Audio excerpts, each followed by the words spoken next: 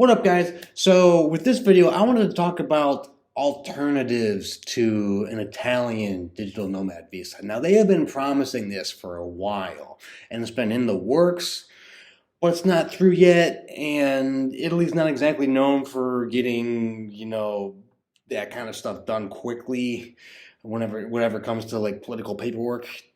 Not the fastest country, and so who knows when, if that is ever passed. There's no telling. And if you really want to get going, if you really want to move out, you really want to experience culture and food and scenery that's similar to Italy, but you don't want to just wait for potentially years for it to get passed, there are other options to consider.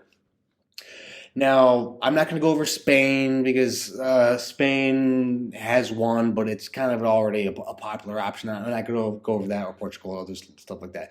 I want to go with other countries that are around the Adriatic Sea, so you have as close to an Italian experience as possible. I'm also not going to do Greece with this because we'll cover Greece in a different video.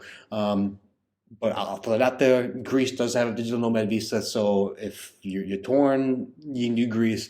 But there are some subtle alternatives that they might actually save you a lot of money, and they have a lot of Italian influence, Italian architecture. They were part of the Roman Empire, and so we'll get into that. But excuse me. The first one I wanted to point out is Croatia. Now, Croatia has a significant coastline on the Adriatic Sea, so you get a lot of that coastal constructions overlooking the water, beautiful. You've probably seen photographs that really look like Italy, but it's not. It's Croatia. Now, of course, the food's going to be a little different. Language is going to be different. There are other variables, but it's an affordable option, and it's one I highly recommend because there's so much coastline to consider. There's different places to check out. As right now, the digital nomad visa that's available there, the minimum monthly requirement is 2,500, about 40 euros. So that is not bad at all. That is one of the cheaper ones. It's not the cheapest one on the list I'm going to give you, but it's a very affordable option. If you want to bring family members with you, you just tack on an extra 90 euro a month. That's not bad at all. You do need a clear criminal record and health insurance when you're applying. And, the standard, you need proof that you can work overseas if you're employed by somebody. If you're freelance, you just need kind of contracts showing that it's kind of you're still working with them.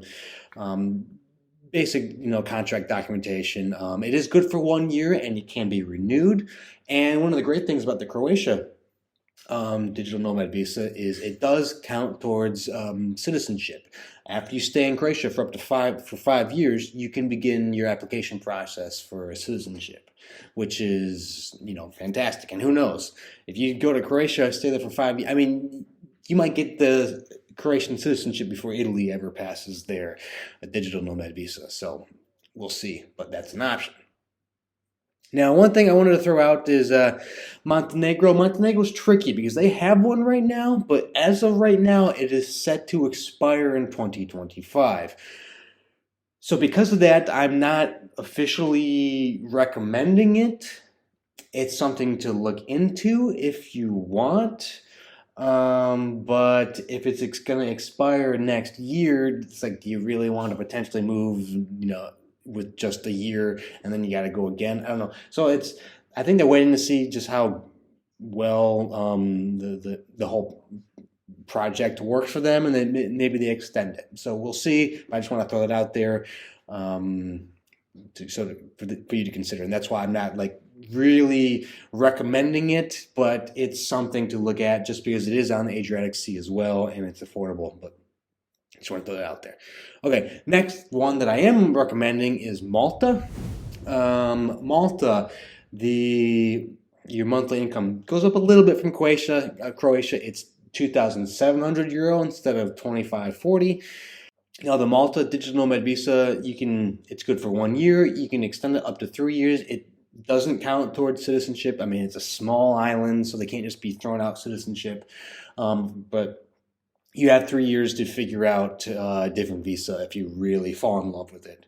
Now, you do, similar to the other countries, you need a work contract, proof of a freelancer. If you're, creating content for somebody, you just need that contract that says it doesn't have an end date. You will be producing for them for the foreseeable future. One of the major benefits of Malta is English is one of the main languages. So if you struggle picking up new languages, or you just don't feel like it, like it's not something that you struggle with it, English is a main language. So it is one of the countries you'll be able to get around the easiest if English is your main language. So that's something to consider. It's just south of Sicily. So there's still a big Italian influence on that. It was at one point controlled by the British. So there's, again, that's why the English is spoken. A lot of historical aspects. They film a lot of movies there. They are currently filming Gladiator 2 there. Why they're making another movie about, that's set after an original movie where everyone died, I have no idea, but that's a different story. But Malta, something to consider. And lastly, the last one I wanted to recommend is Albania. Now, Albania has some of the Adriatic coastline, so if you want that coastal aspect that's similar to Italy, that's one thing to consider. Now, this is one that it can lead to citizenship, but the biggest thing with this is your income requirements are $9,800 annually. Annually, that's it.